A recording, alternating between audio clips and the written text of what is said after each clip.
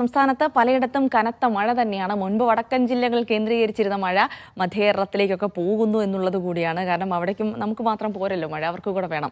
സംസ്ഥാനത്ത് പലയിടത്തും കനത്ത മഴ തന്നെ തുടരുകയാണ്. ഇന്നും 7 ജില്ലകളിൽ ഓറഞ്ച് അലേർട്ടാണ് പ്രഖ്യാപിച്ചിരിക്കുന്നത്. പത്തനംതിട്ട, കോട്ടയം, എറണാകുളം, ഇടുക്കി, തൃശൂർ, പാലക്കാട്, മലപ്പുറം ജില്ലകൾക്കാണ് അതിശക്ത മഴ മുന്നറിയിപ്പ്. മറ്റ് ജില്ലകൾക്ക് യെല്ലോ അലേർട്ട് നൽകിയിട്ടുണ്ട്. അതേസമയം പത്തനംതിട്ട, കോട്ടയം, എറണാകുളം ജില്ലകളിലെ വിദ്യാഭ്യാസ സ്ഥാപനങ്ങൾക്ക് ഇന്ന് അവധി പ്രഖ്യാപിച്ചു. ബംഗാൾ ഉൾക്കടലിന് മുകളിൽ രൂപപ്പെട്ട അതിതീവ്ര ന്യൂനമർദ്ദമാണ് മഴ കനക്കാൻ കാരണം. വരും ദിവസങ്ങളിലും മഴ തുടരും. അതേസമയം വടക്ക് പടിഞ്ഞാറൻ കാറ്റ് കേരളത്തിൽ ശക്തമായി തുടരുകയാണ്. മലയോര തീരദേശ മേഖലകളിൽ പ്രത്യേക ജാഗ്രതാ നിർദ്ദേശവും നൽകിയിട്ടുണ്ട്. എന്തായാലും മഴയുമായി ബന്ധപ്പെട്ട മുന്നറിയിപ്പുകളൊക്കെ ഒന്ന് വിശദമായി തന്നെ നോക്കേണ്ടതുണ്ട്. തിരുവനന്തപുരത്ത് നിന്ന് സനിസ ശോഭാചന്ദ്രൻ വിവരങ്ങൾ നൽകും. Sanisa, good morning. Good morning Jilsy.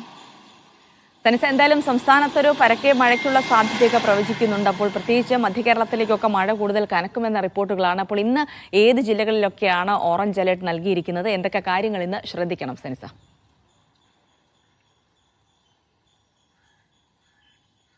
Jilsy, സംസ്ഥാനത്ത് വരും ദിവസങ്ങളിലും അതിശക്തമായി തന്നെ മഴ തുടരുമെന്നാണ് കേന്ദ്ര കാലാവസ്ഥാ വകുപ്പ് മുന്നറിയിപ്പ് നൽകുന്നത്. ഇന്ന് പത്തനംതിട്ട, കോട്ടയം, എറണാകുളം, ഇടുക്കി, തൃശൂർ, പാലക്കാട്, മലപ്പുറം ജില്ലകളിൽ 7 ജില്ലകളിലാണ് ഓറഞ്ച് അലർട്ട് പ്രഖ്യാപിച്ചിരിക്കുന്നത്. ബാക്കി ജില്ലകളിലൊക്കെ യെല്ലോ അലർട്ടാണ്.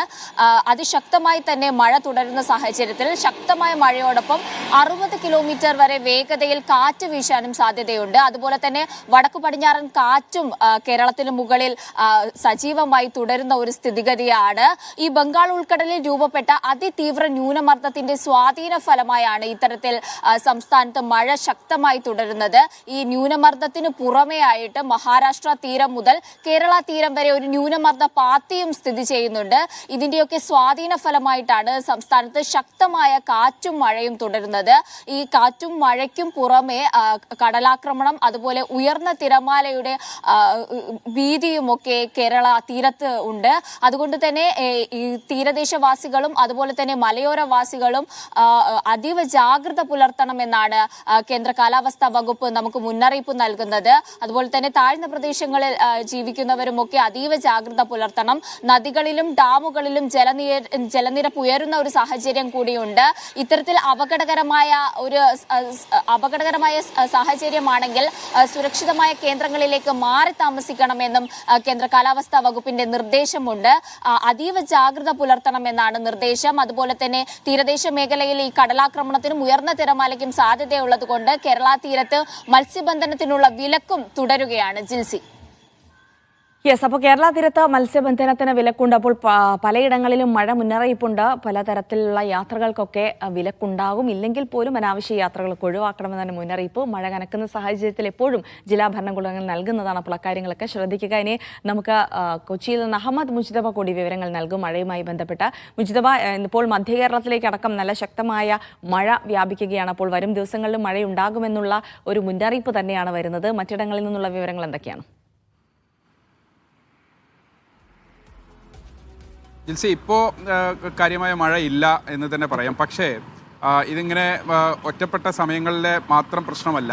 കഴിഞ്ഞ 2-3 ദിവസങ്ങളിലായി ഈ മധ്യമേഖലയിൽ, പ്രത്യേകിച്ച് എറണാകുളവും കോട്ടയം ഒക്കെ ഉൾപ്പെടുന്ന ഈ പ്രദേശത്തെ കാലാവസ്ഥ കൂടി പരിഗണിച്ചുകൊണ്ടാണ് കളക്ടർ ഇന്ന് ജില്ലയിൽ അവധി എറണാകുളത്ത് പ്രഖ്യാപിച്ചിട്ടുണ്ട്. കോട്ടയത്ത് അവധിയുണ്ട്. കോട്ടയത്ത് ഇന്നലെയും സമാന രീതിയിൽ 3 താലൂക്കുകളിൽ അവധി ഉണ്ടായിരുന്നു. എറണാകുളത്ത് ഇന്നലെ അവധിയായിരുന്നു. ആ രൂപത്തിൽ കാലാവസ്ഥാ പ്രവചനത്തിൻ്റെ തോതനുസരിച്ച് വളരെ ശക്തമായൊരു സാഹചര്യം നിലനിൽക്കുന്നു. പ്രത്യേകിച്ച് മഴ എന്നതിനപ്പുറത്തേക്ക് മഴയ്ക്കൊപ്പം തന്നെ ശക്തമായ കാറ്റും വീശിയടിക്കുന്ന ഒരു സാഹചര്യം ജില്ലയിലുണ്ട്, മധ്യകേരളത്തിലുണ്ട്. അതുകൊണ്ടാണ് പ്രത്യേകമായ ജാഗ്രതാ നിർദ്ദേശം കൂടി പുറപ്പെടുവിച്ചിട്ടുള്ളത്. മലയോര മേഖലകളെ സംബന്ധിച്ച് രാത്രി ഏറെ വൈകിയും കനത്ത മഴ പെയ്തിരുന്നൊരു സാഹചര്യമുണ്ട്. ഒപ്പം തന്നെ പലയിടങ്ങളിലും മഴ ഇടവിട്ട് പെയ്യുന്നപ്പോൾ എറണാകുളത്ത് തന്നെയാണെങ്കിൽ രാത്രി കാര്യമായ മഴ ചില സമയങ്ങളിലുണ്ട്, ചില സമയങ്ങളിലില്ല.